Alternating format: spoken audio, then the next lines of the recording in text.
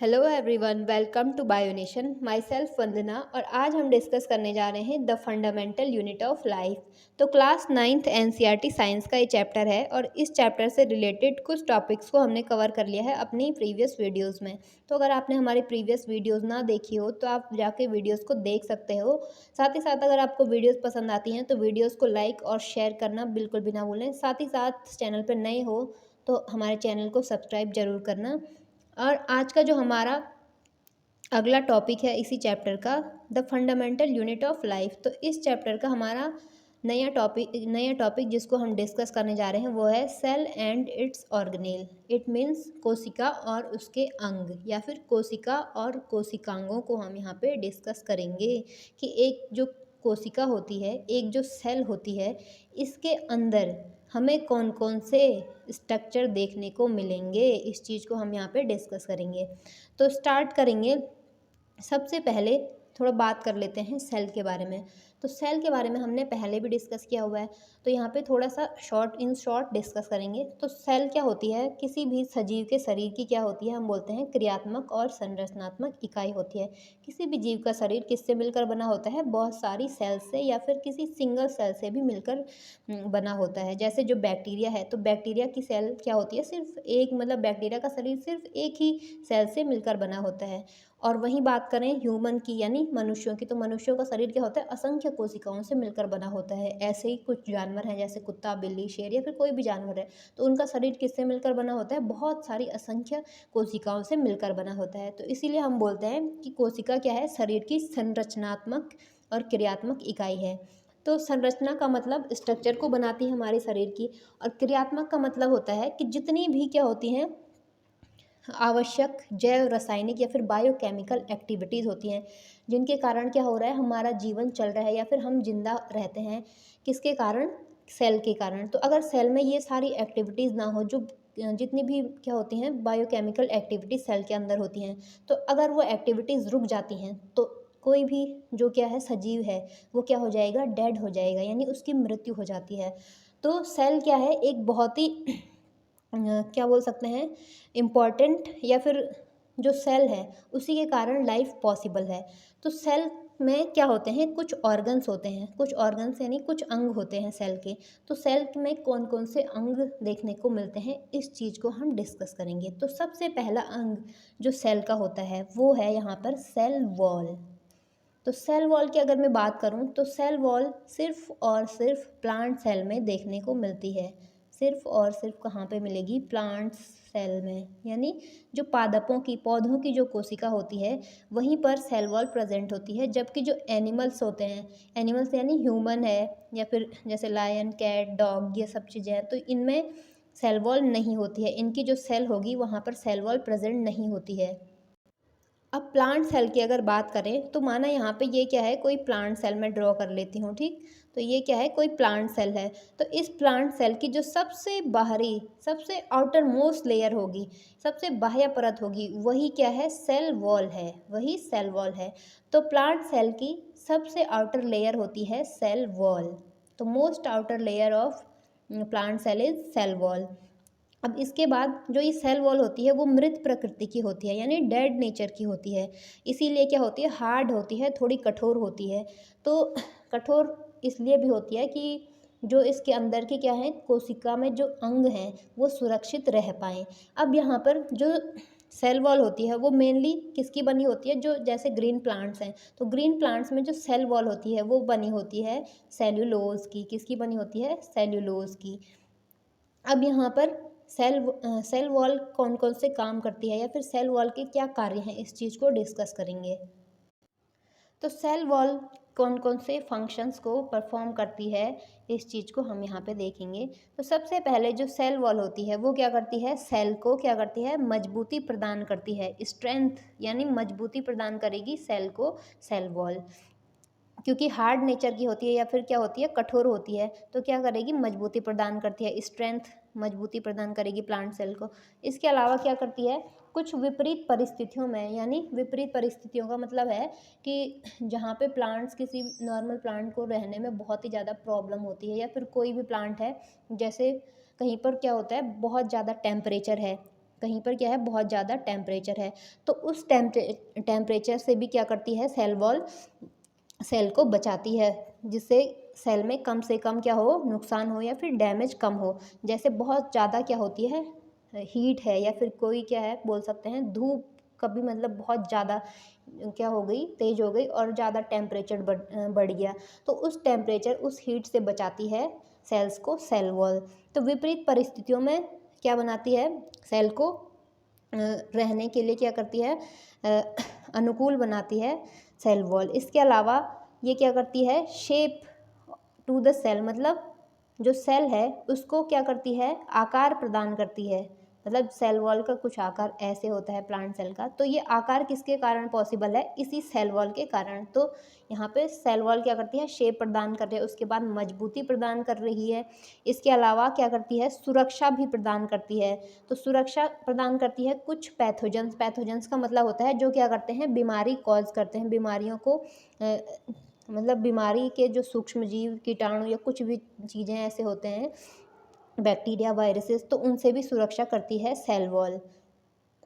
तो ये बात हुई सेल वॉल की, और सेल वॉल का क्या कार्य है उसको हमने डिस्कस किया। तो अब यहाँ पे नेक्स्ट है साइटोप्लाज्म।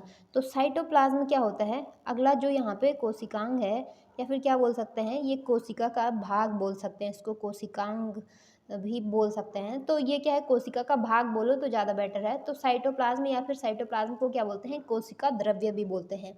तो कोशिका के अंदर जो द्रव्य होता है उसको बोलते हैं कोशिका द्रव्य या फिर साइटोप्लाज्म। यहाँ पे ये कोशिका है, तो इसके अंदर क्या होता है, लिक्विड वाला जो मटेरियल आपने देखा होगा, जिसमें सारे के सारे क्या होते हैं, कुछ तो क्या होते हैं सेल ऑर्गन होते हैं, कुछ क्या होते हैं यहाँ पे सेल ऑर्गन होते हैं, और बाकी क्या होता है लिक्विड। तो लिक्विड में है, जिस लिक्विड में सेल ऑर्गेनेल बिखरे होते हैं, यानी कोशिका के अंग जिस द्रव्य में बिखरे होते हैं कोशिका के अंदर, उस द्रव्य को हम बोलते हैं साइटोप्लाज्म। तो इस साइटोप्लाज्म में जीवन के लिए जितनी भी आवश्यक क्या होती हैं, एक्टिविटीज़ होती हैं, तो जितनी भी आवश्यक एक्टिविटी जो जीवन को चलाती हैं, जिनके कारण जीवन पॉसिबल है या फिर लाइफ पॉसिबल होती है, तो सारी की सारी एक्टिविटीज़ कहाँ पे होती है, इसी साइटोप्लाज्म में होती हैं। अब यहाँ पर क्या है, जो अगला यहाँ पे टॉपिक है वो है, यहाँ पे है व्हाट इज सेल ऑर्गेनेल। तो इस चीज़ को हमने पहले डिस्कस किया कि सेल ऑर्गेनेल किसको बोलेंगे, सेल के जो ऑर्गन हैं। तो कोशिका के अंगों को हम बोलते हैं कोशिकांग, या फिर सेल के जो ऑर्गन होंगे उनको हम बोलेंगे सेल ऑर्गेनेल। तो मेनली यहाँ पे मेम्ब्रेन है, ये क्या है, सेल वॉल है। तो सेल वॉल के अंदर जो दूसरी लेयर होती है उसको हम बोलते हैं प्लाज्मा मेम्ब्रेन। यहाँ पे ये सेल वॉल, इसको सही से बना लेते हैं। तो यहाँ पे माना ये क्या है, ये प्लांट सेल है, ठीक है। तो प्लांट सेल के अंदर सबसे बाहरी लेयर को हमने बोला ये क्या है, सेल वॉल है, ये है सेल वॉल। अब जो दूसरी लेयर है इसको हम बोलते हैं प्लाज्मा मेम्ब्रेन। क्या बोलेंगे, इसको हम बोलते हैं प्लाज्मा मेम्ब्रेन, या फिर सेल मेम्ब्रेन भी इसको बोलते हैं, प्लाज्मा झिल्ली भी बोल सकते हैं। इसके अलावा यहाँ पे जो क्या होती है, इस प्लाज्मा मेम्ब्रेन के अंदर क्या होती है, न्यूक्लियस होता है बीच में, सेंटर में, मतलब जो एनिमल सेल होती है। उसके अलावा यहाँ पे क्या होंगे, कोशिकांग होंगे बहुत सारे, ठीक। तो इस प्लाज्मा मेम्ब्रेन के अंदर जितने भी क्या होंगे, सेल ऑर्गेनेल होंगे, या फिर जितने भी ऑर्गन हैं तो उनको हम बोलते हैं सेल ऑर्गन, ठीक है।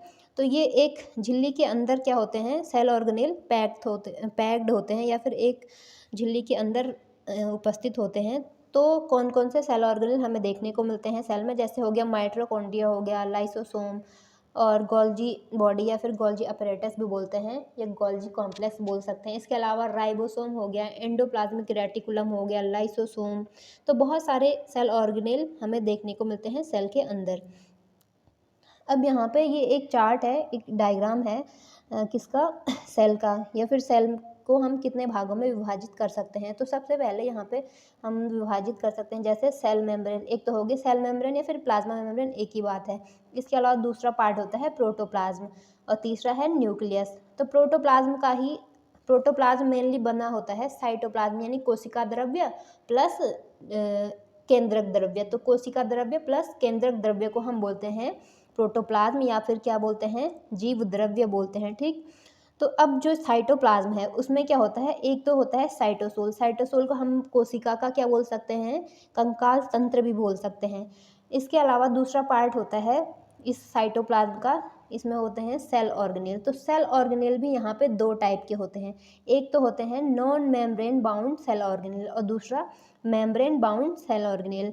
Non membrane bound cell organelle का मतलब होता है इन कोशिका के अंगों के बाहर से कोई भी क्या नहीं होगी, कोई भी लेयर नहीं होती है। मतलब ये ऐसे कोशिका मतलब किसी भी मेम्ब्रेन के अंदर, किसी भी झिल्ली के अंदर बंधे नहीं होते हैं। तो जैसे हो गया राइबोसोम या फिर जो सेंट्रियोल्स है, बेसल बॉडीज, माइक्रोट्यूब्यूल्स और माइक्रोफिलामेंट, तो ये कुछ क्या है, सूक्ष्म अंग है इस कोशिका के। तो इनमें क्या होती है, कोई भी मेम्ब्रेन नहीं होती है, कोई भी झिल्ली नहीं पाई जाती है। जबकि यहाँ पे दूसरा टाइप है जो सेल के ऑर्गन्स का, वो क्या है, मेम्ब्रेन बाउंड सेल ऑर्गेनेल, यानी जिनमें क्या होती है मेम्ब्रेन्स या फिर झिल्ली युक्त जो कोशिकांग होते हैं। तो उसमें भी दो कैटेगरीज हैं, एक तो हो गया single membrane bound cell organelle, दूसरा double membrane bound cell organelle. तो single membrane bound cell organelle का मतलब हुआ कि इनमें सिर्फ इन कोशिकांगों में क्या होगी, सिर्फ एक झिल्ली प्रेजेंट होगी, एक परत वाले या फिर एक झिल्ली वाले कोशिकांग बोल सकते हैं। तो एक झिल्ली किन में पाई जाती है, एक तो हो गया गोल्जी बॉडी यानी गोल्जी काय भी बोल सकते हैं इसको। इसके अलावा जो एंडोप्लाज्मिक रेटिकुलम है, दोनों टाइप का, रफ और जो क्या होता है स्मूथ, ठीक है। और इसके बाद जो लाइसोसोम है, वैक्यूल्स हैं और पेरोक्सीसोम्स, तो ये क्या है, इनमें सिर्फ एक झिल्ली होती है। जबकि double membrane bound cell organelle के नाम पे हमारे सेल में पाया जाता है, जैसे माइटोकॉन्ड्रिया हो गया। तो माइटोकॉन्ड्रिया में दो लेयर होती हैं या फिर दो झिल्लियाँ उपस्थित होती हैं, ऐसे दो झिल्लियों के अंदर माइटोकॉन्ड्रिया यहाँ पे प्रेजेंट होता है, ठीक। तो ये चीज़ क्लियर हुई। इसके अलावा double membrane bound cell organelle में यहाँ पे दूसरा है क्लोरोप्लास्ट। तो क्लोरोप्लास्ट सिर्फ और सिर्फ कहाँ पे देखने को मिलता है, प्लांट सेल में। तो याद रखना है कि दोहरी झिल्ली युक्त कोशिकांग कौन कौन से हैं, एक तो माइटोकॉन्ड्रिया हो गया और दूसरा क्लोरोप्लास्ट या फिर क्या बोल सकते हैं, हरित लवक। अब यहाँ पे एक डायग्राम है सेल किसका, प्लांट सेल और एनिमल सेल का। तो प्लांट सेल और एनिमल सेल कैसे एक दूसरे से भिन्नता रखते हैं या फिर कैसे समानता रखते हैं, इस चीज़ को यहाँ पे आप नोटिस करना। मैं आपको ऐसे मतलब डायग्राम के थ्रू बताने की कोशिश करूँगी। तो यहाँ पे मतलब जिन ऑर्गन्स को या फिर जिन कोशिकांगों को मैं आपको बताऊँगी, तो वो क्या होंगे, मतलब भी अलग करेंगे एक प्लांट सेल को एनिमल सेल से, क्या करेंगे, अलग करेंगे। या फिर क्या बोल सकते हैं, प्लांट सेल को एनिमल सेल से क्या करेंगे, डिफ्रेंशिएट करेंगे, अलग करेंगे। तो अंतर क्या है इनमें, प्लांट सेल और एनिमल सेल में, मैं आपको सिर्फ अंतर बताऊंगी, बाकी जितना मैं छोड़ दूंगी, जितना सेल ऑर्गेनेल को मैं बताऊंगी नहीं, तो वो क्या है, समान होंगे, ठीक। तो सबसे पहले बात करेंगे क्लोरोप्लास्ट की। तो क्लोरोप्लास्ट सिर्फ और सिर्फ प्लांट सेल में देखने को मिलता है, जबकि एनिमल सेल में क्लोरोप्लास्ट नहीं होता है। यहाँ पे क्लोरोप्लास्ट प्रेजेंट नहीं होगा, किसमें, एनिमल सेल में। दूसरा जो मतलब मेजर क्या है ऑर्गन है यहाँ पे, वो है प्लांट सेल में क्या होती है, यहाँ पे सेल वॉल प्रेजेंट होती है। यहाँ पे क्या होती है, सेल वॉल प्रेजेंट होती है, जबकि यहाँ पे सेल वॉल प्रेजेंट नहीं होती है एनिमल सेल में। ये क्या है, एनिमल सेल है, यहाँ पे ये एनिमल सेल है। तो एनिमल सेल में सेल वॉल प्रेजेंट नहीं होती है। इसके अलावा जो एनिमल सेल होती है, एनिमल सेल में यहाँ पे लाइसोसोम प्रेजेंट होता है, जबकि यहाँ पे लाइसोसोम प्रेजेंट नहीं होता है। प्लांट सेल में लाइसोसोम प्रेजेंट नहीं होता है। तो कुछ मतलब एक्सेप्शन हो सकते हैं, अपवाद हो सकते हैं, क्योंकि कुछ लोअर प्लांट्स में मतलब मिल सकता है ये लाइसोसोम्स। इसके अलावा एनिमल सेल का एक बहुत ही इम्पॉर्टेंट फीचर है, एनिमल सेल में सेंट्रियोल्स देखने को मिलते हैं, और जो सेंट्रियोल्स यहाँ पर प्रेजेंट नहीं होते। प्लांट सेल में सेंट्रियोल्स प्रेजेंट नहीं होते हैं। तो आप इस चीज़ को नोट कर सकते हो अपनी नोटबुक में।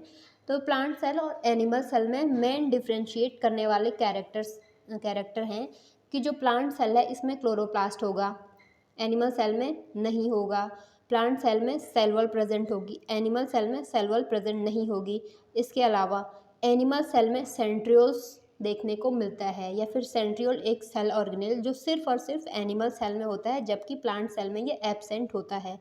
और एक और कैरेक्टर है जो लाइसोसोम होता है। तो लाइसोसोम ज़्यादातर या फिर सारी की सारी जो एनिमल सेल्स होती है उनमें देखने को मिल जाता है, और जो प्लांट सेल होती है इनमें कभी कभार लाइसोसोम किसी क्या बोल सकते हैं लोअर प्लांट्स में देखने को मिलते हैं, और हायर प्लांट्स में बहुत ही कम लाइसोसोम देखने को मिलता है। तो ये क्या थे, कुछ डिफ्रेंशिएट करने वाले कैरेक्टर थे प्लांट सेल और एनिमल सेल को। अब यहाँ पे अगला जो हमारा टॉपिक है वो है राइबोसोम एंड देयर फंक्शंस। तो यहाँ पे फंक्शंस वो हो गया है, यहाँ पे ओवरलैप हो गया है। तो यहाँ पे राइबोसोम और उसके कार्यों को हम देखेंगे। तो मेनली जो राइबोसोम होता है, राइबोसोम क्या होता है, प्रोटीन सिंथेसिस का काम करता है। किसका काम करता है, प्रोटीन सिंथेसिस का काम करता है, यानी प्रोटीन का संश्लेषण करेगा। प्रोटीन को बनाना इसका मेन क्या होता है, कार्य होता है, मेन फंक्शन होता है। तो राइबोसोम क्या होते हैं, स्मॉल ऑर्गेनेल्स फाउंड इन इस टाइप ऑफ सेल। तो राइबोसोम एक ऐसा सेल ऑर्गेनेल है जो प्रोकैरियोटिक और यूकैरियोटिक यानी सभी प्रकार की कोशिकाओं में राइबोसोम देखने को मिलता है, जबकि कुछ ऐसे जैसे माइटोकॉन्ड्रिया हो गया, या फिर जो क्या बोल सकते हैं गोल्जी बॉडी है, तो ये सेल ऑर्गेनेल ऐसे हैं जो हमें, जैसे बैक्टीरिया की सेल है तो बैक्टीरिया की सेल में हमें ये सब चीज़ें देखने को नहीं मिलेंगी। जबकि जो राइबोसोम है, तो राइबोसोम यूकैरियोटिक और जो प्रोकैरियोटिक है, यानी यूकैरियोटिक और प्रोकैरियोटिक दोनों प्रकार की कोशिकाओं में राइबोसोम देखने को मिल जाएगा। कुल मिला के बोलने का मतलब यह है कि राइबोसोम हर प्रकार की कोशिका में देखने को मिलता है, चाहे वो प्रोकैरियोटिक हो चाहे यूकैरियोटिक सेल हो। अब यहाँ पे जो राइबोसोम का मेन फंक्शन होता है, मुख्य कार्य होता है, वो क्या होता है, इसका मेन फंक्शन होता है प्रोटीन सिंथेसिस का, प्रोटीन का संश्लेषण करना। जो राइबोसोम होता है ये मेनली क्या होता है, मेम्ब्रेन बाउंड, यानी मेम्ब्रेन बाउंड का मतलब होता है यहाँ पे मेम्ब्रेन इनमें प्रेजेंट नहीं होती है, मेम्ब्रेन बाउंड नहीं होते हैं, इनमें कोई भी झिल्ली नहीं पाई जाती है, कोई भी झिल्ली नहीं पाई जाती है यहाँ पे राइबोसोम्स में। अब यहाँ पे टाइप्स ऑफ राइबोसोम है, तो दो टाइप के राइबोसोम आपको देखने को मिलेंगे जब आप कोशिका में देखोगे अच्छे से, या फिर जो कोशिका होती है उसमें दो टाइप के राइबोसोम देखने को मिलते हैं। एक तो क्या होता है, जो क्या होते हैं एंडोप्लाज्मिक रेटिकुलम से चिपके होते हैं, तो उनको हम बोलते हैं बाउंडेड राइबोसोम। क्या बोलते हैं, बाउंडेड राइबोसोम। और दूसरा जो टाइप होता है राइबोसोम का वो क्या होता है, फ्री राइबोसोम। तो फ्री राइबोसोम कहाँ पे होते हैं, जो कोशिका द्रव्य है उसमें क्या होते हैं, सीधे मतलब फैले हुए ऐसे दिखाई देंगे अलग से। जबकि जो बाउंडेड राइबोसोम होते हैं तो वो कहाँ, एंडोप्लाज्मिक रेटिकुलम से चिपके होते हैं। तो यहाँ पे ये चिपके होंगे एंडोप्लाज्मिक रेटिकुलम से, जबकि जो फ्री वाले होते हैं वो कहाँ, कोशिका में बिखरे हुए पड़े होते हैं यहाँ पे इस टाइप से। तो ये कोई कोशिका है तो यहाँ पे इस टाइप से देखने को मिल जाएंगे आपको। तो दो टाइप के राइबोसोम हमें कोशिका में देखने को मिलते हैं, एक तो हो गया फ्री राइबोसोम और दूसरा हो गया बाउंडेड राइबोसोम। और राइबोसोम का मेन काम क्या है, सिंथेसाइज करना प्रोटीन को, मतलब प्रोटीन का निर्माण करना इसका मुख्य कार्य है। अब यहाँ पे अगला जो सेल ऑर्गेनेल है हमारा, थर्ड सेल ऑर्गेनेल, वो क्या है, एंडोप्लाज्मिक रेटिकुलम। तो एंडोप्लाज्मिक रेटिकुलम को सबसे पहले ऑब्जर्व या फिर अध्ययन किया था इसका ग्रेनियर ने, तो ये ज़्यादा इंपॉर्टेंट नहीं है। इसके बाद यहाँ पे सबसे इम्पॉर्टेंट पॉइंट है कि जो एंडोप्लाज्मिक रेटिकुलम है इसको खोजा था, या फिर एंडोप्लाज्मिक रेटिकुलम की खोज का जो श्रेय जाता है वो जाता है KR पोल्टर, या फिर पोल्टर KR को। तो पोल्टर ने क्या किया था, एंडोप्लाज्मिक रेटिकुलम की डिस्कवरी या खोज की थी, ठीक। अब यहाँ पे जो एंडोप्लाज्मिक रेटिकुलम होता है ये भी क्या होते हैं, दो प्रकार के एंडोप्लाज्मिक रेटिकुलम हमें सेल में देखने को मिलते हैं। तो जब सबसे पहला टाइप है एंडोप्लाज्मिक रेटिकुलम का वो है रफ एंडोप्लाज्मिक रेटिकुलम। अब रफ इसलिए बोलते हैं क्योंकि इसमें क्या होते हैं, बाहर से ये आपको दिखाई दे रहा होगा यहाँ पे डायग्राम में, क्या होता है यहाँ पे जो एंडोप्लाज्मिक रेटिकुलम है तो इसके बाहर से क्या होते हैं, राइबोसोम चिपके होते हैं, मतलब ये खुरदरा हो जाता है किसके कारण, एंडोप्लाज्मिक रेटिकुलम, क्योंकि इसके बाहर से क्या चिपक जाते हैं यहाँ पे राइबोसोम। तो ऐसा एंडोप्लाज्मिक रेटिकुलम जिसके बाहर से क्या होंगे, राइबोसोम प्रेजेंट होते हैं, तो उस एंडोप्लाज्मिक रेटिकुलम को हम बोलते हैं रफ एंडोप्लाज्मिक रेटिकुलम। इसके बाद जो क्या होता है एंडोप्लाज्मिक रेटिकुलम होता है, इसके भी क्या होते हैं कुछ यहाँ पे स्ट्रक्चर या फिर क्या बोल सकते हैं भाग होते हैं। जैसे जो सिस्टर्नी है, तो सिस्टर्नी जो पाया जाता है वो किस में होता है, एंडोप्लाज्मिक रेटिकुलम में ही होता है। अब यहाँ पे रफ एंडोप्लाज्मिक रेटिकुलम का क्या काम होता है इस चीज़ को देखेंगे। तो रफ एंडोप्लाज्मिक रेटिकुलम जैसे कि हमने पहले ही बात की कि इसके बाहर से क्या होते हैं, राइबोसोम चिपके होते हैं। इसके बाद इसका काम क्या होता है, ये क्या करता है, प्रोटीन को बनाता है या फिर प्रोटीन का निर्माण करता है, क्योंकि इसके बाहर राइबोसोम चिपके होते हैं और राइबोसोम का मेन काम क्या, मेन फंक्शन क्या होता है, प्रोटीन सिंथेसिस का। तो यहाँ पे भी क्या हो रहा है, प्रोटीन का सिंथेसिस हो रहा है एंडोप्लाज्मिक रेटिकुलम में। और ये क्या मेम्ब्रेन प्रोटीन्स को बनाता है और प्रोटीन को क्या करता है, निर्यात करता है। निर्यात का मतलब सेल से बाहर जब प्रोटीन की आवश्यकता पड़ती होगी शरीर में कहीं पे, तो एंडोप्लाज्मिक रेटिकुलम उस प्रोटीन को कहाँ, सेल से बाहर भेजता है। तो प्रोटीन के निर्यात का काम कौन करता है, रफ एंडोप्लाज्मिक रेटिकुलम, या फिर एंडोप्लाज्मिक रेटिकुलम का कार्य क्या होता है, प्रोटीन का निर्यात करना और मेम्ब्रेन प्रोटीन को बनाना। मेम्ब्रेन प्रोटीन का मतलब जो क्या करेंगे, झिल्ली के निर्माण में सहायता करेंगे। इसके अलावा जो अगले टाइप का एंडोप्लाज्मिक रेटिकुलम है वो है स्मूथ एंडोप्लाज्मिक रेटिकुलम। तो स्मूथ ये इसलिए होता है क्योंकि इसके बाहर से क्या नहीं होते हैं, राइबोसोम चिपके नहीं होते हैं, यानी राइबोसोम स्टिक नहीं करेंगे इसके सरफेस पे बाहर से, तो ये क्या हो जाएगा, स्मूथ एंडोप्लाज्मिक रेटिकुलम। तो ये क्या है, एकदम क्या है, स्मूथ है, इसके बाहर से कोई भी राइबोसोम प्रेजेंट नहीं होता है। इसके अलावा इसकी जो संरचना होती है वो क्या होती है, नलिकाओं के रूप में होती है। नलिकाओं यानी एक ट्यूब टाइप की ऐसे नलिकाओं के रूप में, जैसे आपको डायग्राम में दिखाई दे रहा होगा। तो ये ट्यूब के टाइप में होता है और पूरे के पूरे साइटोप्लाज्म में क्या होता है, फैला होता है स्मूथ एंडोप्लाज्मिक रेटिकुलम।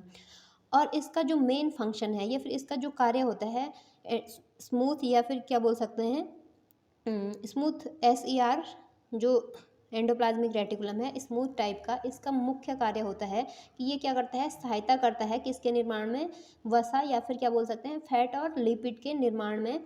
ये क्या करता है, क्या करता है, भूमिका अपनी निभाता है यहाँ पे फैट के निर्माण में। तो ये तो बात हुई यहाँ पे एंडोप्लाज्मिक रेटिकुलम की। अब आगे देखेंगे यहाँ पे जो एंडोप्लाज्मिक रेटिकुलम है ये क्या करता है, मतलब इसका एक बहुत ही ज़्यादा इम्पॉर्टेंट रोल है, एक बहुत क्या बोल सकते हैं, इम्पॉर्टेंट महत्वपूर्ण भूमिका निभाता है किसमें, मेम्ब्रेन बायोजेनेसिस में। मेम्ब्रेन बायोजेनेसिस का मतलब होता है कि ये झिल्ली के निर्माण में क्या करता है, सहायता करता है। तो इसका क्या एक इम्पॉर्टेंट रोल होता है मेम्ब्रेन बायोजेनेसिस में। अब मेम्ब्रेन बायोजेनेसिस यानी झिल्ली का निर्माण या फिर क्या बोल सकते हैं, जो प्लाज्मा मेम्ब्रेन होती है जैसे, तो प्लाज्मा मेम्ब्रेन के निर्माण में ये क्या करता है, मदद करता है। और क्या करेगा ये यहाँ पे, मदद करेगा और जो झिल्ली होगी उसको बनाएगा, किसकी मदद से, प्रोटीन और लिपिड्स की मदद से। अब यहाँ पे हमारा जो अगला नेक्स्ट यानी फोर्थ जो सेल ऑर्गेनेल है वो क्या है, यहाँ पे गोल्जी अपैरेटस या फिर क्या बोल सकते हैं इसको, गोल्जी काय, गोल्जी कॉम्प्लेक्स, गोल्जी बॉडी, कुछ भी बोल सकते हो, ठीक है।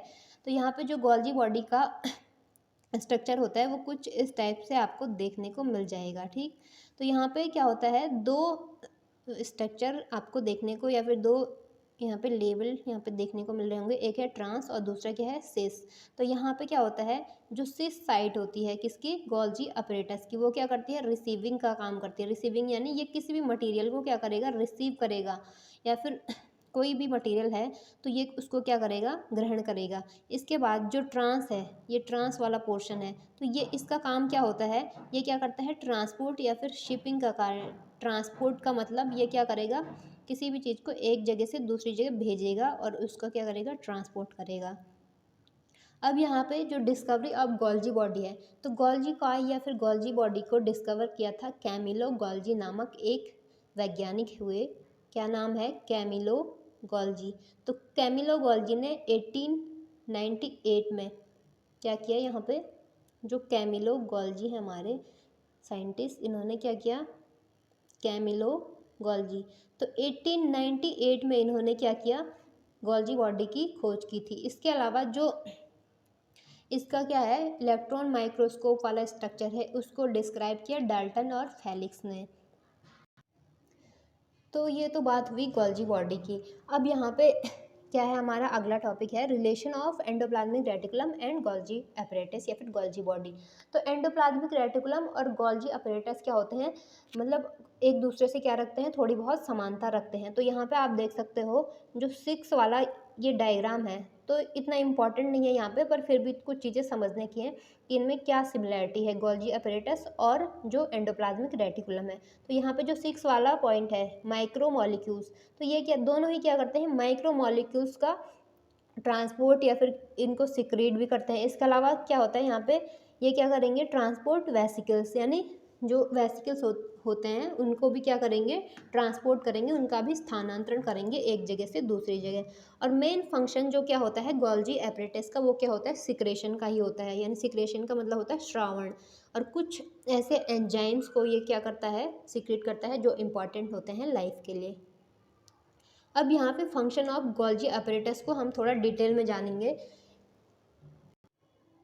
तो सबसे पहले मैं आपको बता दूं कि जो क्या होती है गोल्जी बॉडीज़ होती है, तो गोल्जी बॉडी या फिर गोल्जी काय, ये मेनली क्या होता है, कुछ जैसे ब्लू ग्रीन एल्गी आपने अगर नाम सुना होगा, नील हरित शैवाल है, नील हरित शैवाल है, या बैक्टीरिया है, या फिर क्या है माइकोप्लाज्मा बोलते हैं, PPLO अगर आपने नाम सुना है। तो इन सभी में गोल्जी अपरेटस प्रेजेंट नहीं होता है, क्योंकि ये क्या है, एक सुविकसित कोशिकांग है, यानी डेवलप्ड ऑर्गन ऑफ सेल है, तो ये प्रोकैरियोटिक सेल्स में नहीं देखने को मिलता है। इसके अलावा जो गोल्जी बॉडी होता है, ये क्या करता है, इसका काम होता है कि ये एंजाइम्स और क्या करेगा, कुछ क्या बोल सकते हैं, इम्पॉर्टेंट केमिकल का सिक्रेशन करता है। और जो सिक्रेटरी सेल्स होते हैं, यानी जिनसे क्या होता है, कुछ मटेरियल्स का स्रावण होता है, तो ऐसी सेल्स में गोल्जी अपरेटस ज़्यादा मात्रा में पाए जाते हैं।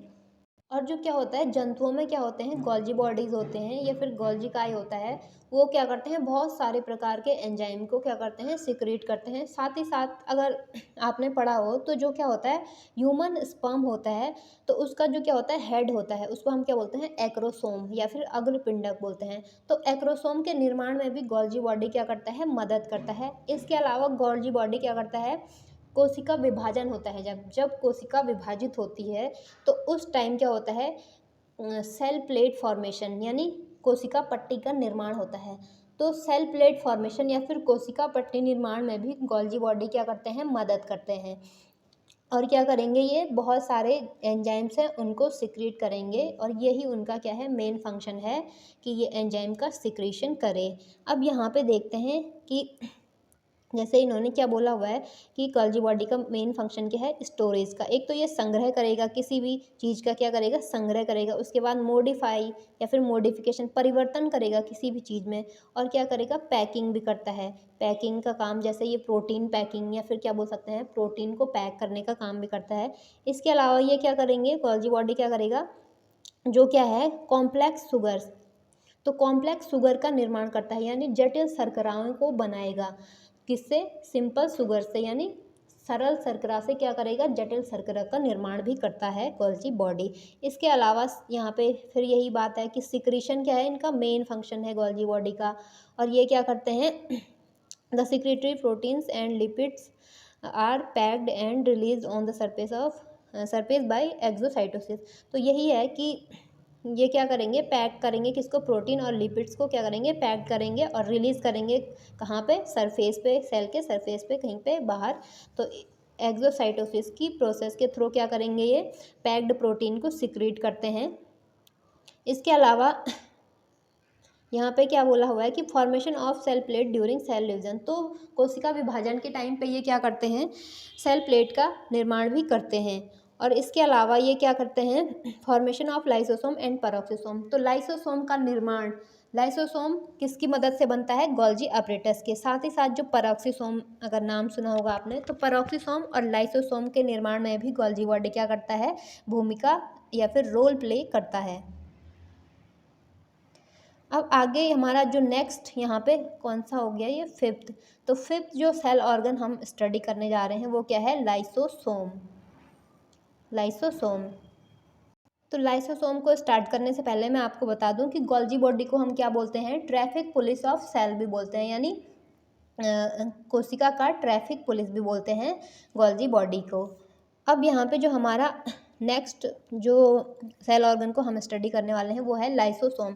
तो लाइसोसोम को क्या बोलते हैं हम? सुसाइडल बैग ऑफ सेल भी बोलते हैं। सुसाइडल बैग ऑफ सेल मतलब कोशिका की आत्मघाती थैली भी बोलते हैं इसको। तो यहाँ पे क्या है? Membrane bound vesicles. तो ये क्या होता है? मेम्ब्रेन बाउंड होता है, मतलब जो क्या है, माना यहाँ पे ये लाइसोसोम है, तो लाइसोसोम के बाहर से क्या होगा? मेम्ब्रेन होगी, झिल्ली युक्त कोशिकांग है। और नॉट इन प्लांट्स, तो प्लांट्स में नहीं। हमने पढ़ा था, जब अंतर पढ़ा था हमने अभी थोड़ी देर पहले, तो हमने क्या बोला था कि जो लाइसोसोम होते हैं वो मेनली कहाँ पे प्रेजेंट होते हैं? एनिमल सेल में।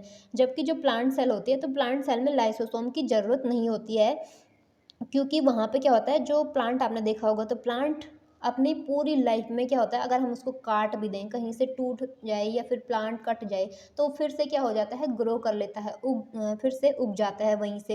एक टहनी को हमने काटा तो वो टहनी फिर से बढ़ जाती है, तो उसको ज़रूरत ही नहीं है लाइसोसोम की।